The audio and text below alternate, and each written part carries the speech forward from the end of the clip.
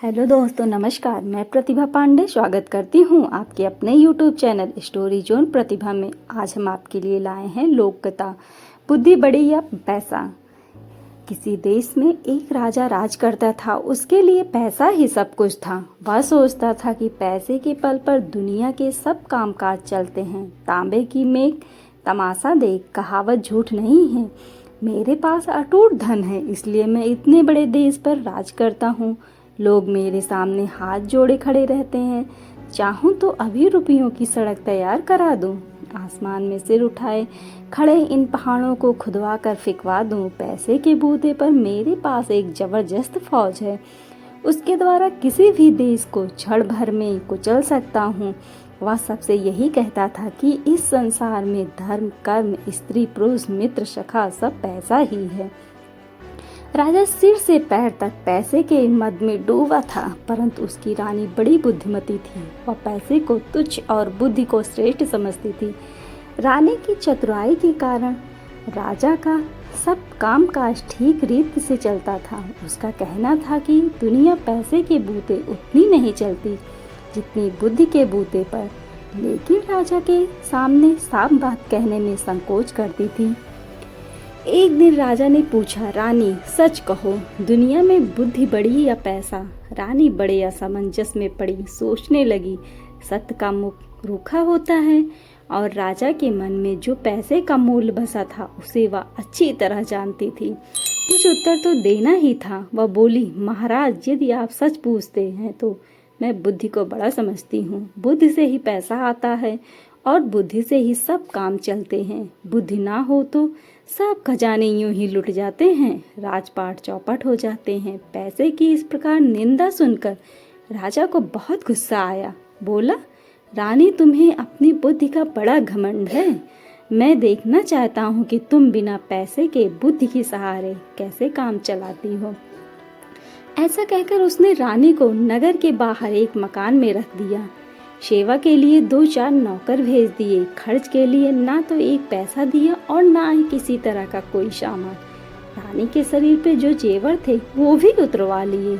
रानी मन ही मन कहने लगी कि मैं एक दिन राजा को दिखा दूंगी कि संसार में बुद्धि भी कोई चीज है, पैसा ही सब कुछ नहीं। नए मकान में पहुंचकर रानी ने नौकर द्वारा कुम्हार के आवे से 2 ईंटें मंगवाई और उन्हें सफेद कपड़े में लपेटकर ऊपर से अपने नाम की मुहर लगा दी। फिर नौकर को बुलाकर कहा, तुम मेरी इस धरोहर को धन्नू सेठ के घर ले जाओ। कहना, रानी ने यह धरोहर भेजी है, 10,000 रुपये मंगाए हैं। कुछ दिनों में तुम्हारा रुपया मैं सूद के साथ लौटा दिया जाएगा और धरोहर वापस कर ली जाएगी। नौकर सेठ के यहाँ पहुंचा। धरोहर पर रानी के नाम की मुहर देखकर सेठ समझा कि इसमें कोई कीमती जेवर होंगे।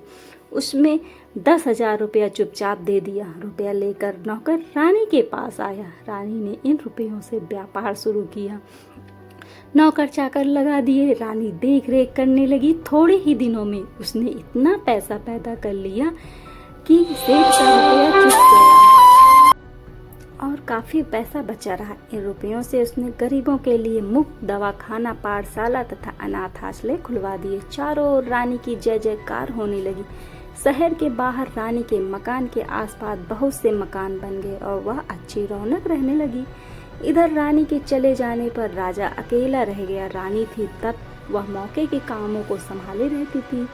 राजकाज में उचित सलाह देती थी। धूर्तों की दाल उसके सामने नहीं गलने वाली थी। अब उसके चले जाने पर धूर्तों की बन आती। धूर्त लोग आकर राजा को लूटने लगे। अंधेर गर्दी बढ़ गई। नतीजा यह हुआ कि थोड़े ही दिनों में खजाना खाली हो गया। स्वार्थी कर्मचारी राज्य की सब आमदनी हड़प जाते। अब नौकरों का वेतन चुकना कठिन हो गया। राज्य की ऐसे देखकर राजा घबरा गए। वह अपना मन बहलाने के लिए राजकाज मंत्रियों को सौंपकर देशाटन के लिए निकल पड़े। जाते समय नगर के बाहर ही उसे कुछ ठग मिले। उनमें से एक काना आदमी राजा के पास आकर बोला, महाराज, मेरी आंख आपके यहाँ 2,000 में गिरवी रखी थी, वादा हो चुका है। अब आप अपने रुपए लेकर मेरी आंख मुझे वापस कीजिए। राजा बोला, भाई, मेरे पास किसी की आंख वांख नहीं है, तुम मंत्री के पास जाकर पूछो। ठग बोला, महाराज, मैं मंत्री को क्या जानूं, मैंने तो आपके पास आंख गिरवी रखी थी, आप ही मेरी आंख दें। जब बाढ़ ही फसल खाने लगी तब रक्षा का क्या उपाय। आप राजा हैं, आप जब इंसाफ न करेंगे तो दूसरा कौन करेगा। आप मेरी आंख ना देंगे तो आपकी बड़ी बदनामी होगी। राजा बड़ा परेशान हुआ। बदनामी से बचने के लिए उसने जैसे तैसे 4000 रुपये देकर उसे विदा किया। कुछ दूर आगे चला था कि एक बूढ़ा आदमी उसके सामने आकर खड़ा हो गया। पहले के समान वह भी कहने लगा, महाराज, मेरा एक कान आपके यहाँ गिरवी रखा था, रुपया लेकर मेरा कान मुझे वापस कीजिए। राजा ने उसे भी रुपया देकर विदा किया। इस प्रकार रास्ते में कई ठग आए और राजा से रुपया ऐंठ कर चले गए। जो कुछ रुपया पैसा साथ लाए थे वह ठगों ने लूट लिया। वह खाली हाथ कुमारी चौबेला के देश में पहुंचे। कुमारी चौबेला उस देश की राजकन्या थी। उसका प्रण था कि जो आदमी मुझे जुए में हरा देगा उसी के साथ मैं विवाह करूंगी। राजकुमारी बहुत ही सुंदर थी। दूर दूर के लोग उसके साथ जुआ खेलने आते थे और हार कर जेल की हवा खाते थे। सैकड़ों राजकुमार जेल में पड़े थे। मुसीबत के मारे यह राजा साहब भी उसी देश में जा पहुंचे। चौबेला की सुंदरता की खबर उनके कानों में पड़ी तो उनके मुंह में पानी भर आया। उनकी इच्छा उसके साथ विवाह करने की हुई। राजकुमारी ने महल से कुछ दूरी पर एक बंगला बनवा दिया था। विवाह की इच्छा से आने वाले लोग इसी बंगले में ठहरते थे। राजा भी उस बंगले में जा पहुंचा। पहरेदार ने तुरंत बेटी को खबर दी। थोड़ी देर बाद एक तोता उड़कर आया और राजा की बाह पर बैठ गया। उसके गले में एक चिट्ठी बंधी थी। उसमें विवाह की शर्तें लिखी थी। अंत में यह भी लिखा था कि यदि तुम जुए में हार गए तो तुम्हें जेल की हवा खानी पड़ेगी। राजा ने चिट्ठी पढ़कर जेब में रख ली। थोड़ी देर बाद राजा को राजकुमारी के महल में बुलाया गया। जुआ शुरू हुआ और राजा हार गए। शर्त के अनुसार वह जेल भेज दिए गए। राजा की हालत बिगड़ने और नगर छोड़कर चले जाने का समाचार जब रानी को मालूम हुआ तो उसे बहुत दुख हुआ। राजा का पता लगाने वह भी प्रदेश की ओर निकली। कुछ ही दूर चली थी कि पुराने ठग फिर आ गए। सबसे पहले वही काना आया। कहने लगा, रानी साहब, आपके पास मेरी आंख 2000 में गिरवी रखी थी। आप अपना रुपया लेकर मेरी आंख वापस कीजिए। रानी बोली, बहुत ठीक, मेरे पास बहुत से लोगों की आंखें गिरवी रखी हैं, उन्हीं में तुम्हारी भी होगी। एक काम करो, तुम अपनी दूसरी आंख निकलवा कर मुझे दो, उसको तौल की जाएगी। जो आंख होगी वह तुम्हें दे दी जाएगी। तो दोस्तों, कहानी कैसी लगी आप कमेंट में ज़रूर बताइएगा। रानी का जवाब सुनकर ठग की नानी मर गई। वह बहुत घबराया। रानी बोली, देर मत करो, दूसरी आंख जल्दी निकालो, उसी के तौल की आंख दे दी जाएगी। ठग हाथ पैर जोड़कर माफ़ी मांगने लगा। बोला, सरकार, मुझे आंख वाँख कुछ नहीं चाहिए, मुझे जाने की आज्ञा दीजिए। रानी बोली, नहीं, मैं किसी की धरोहर अपने पास रखना उचित नहीं समझती।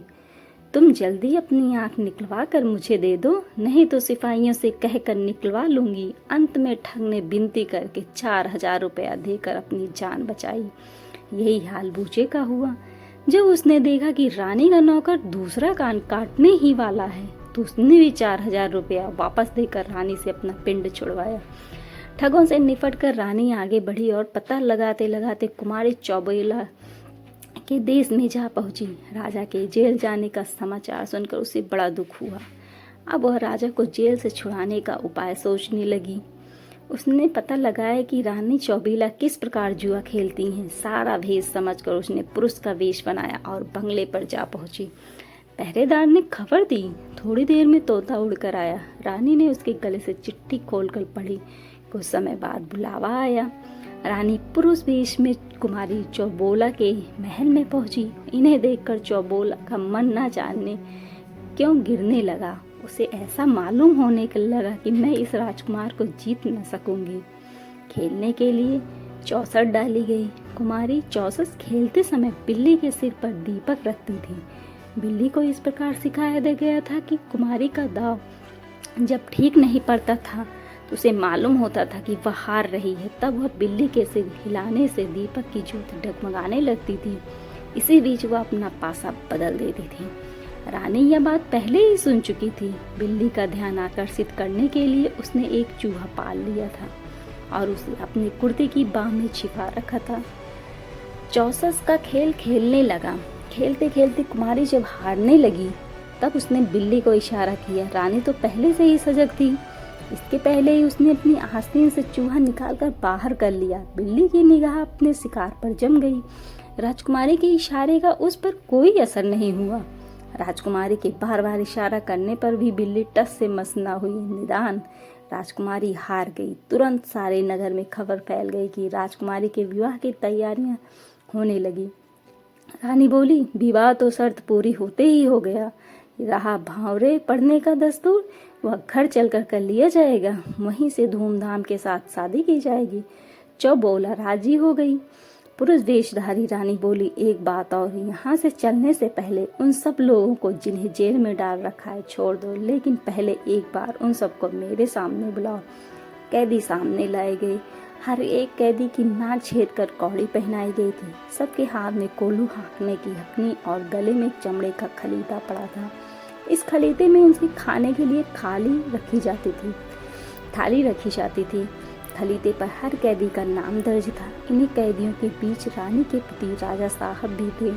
रानी जी ने जब अपनी राजा की दशा देखी तो उनका जी भर आया। उसने अपने मन के भाव को तुरंत छिपा लिया। सब कैदियों की नाक से कौड़े निकाली गई।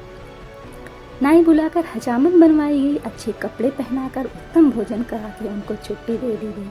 राजा ने राजकुमार की जय जयकार बोलकर सीधी घर की राह पकड़ी। दूसरे दिन सवेरे राजकुमारी चौबोला को विदा कराकर हाथी, घोड़े, दास दासी और धन दहेज के साथ अपने नगर को चली।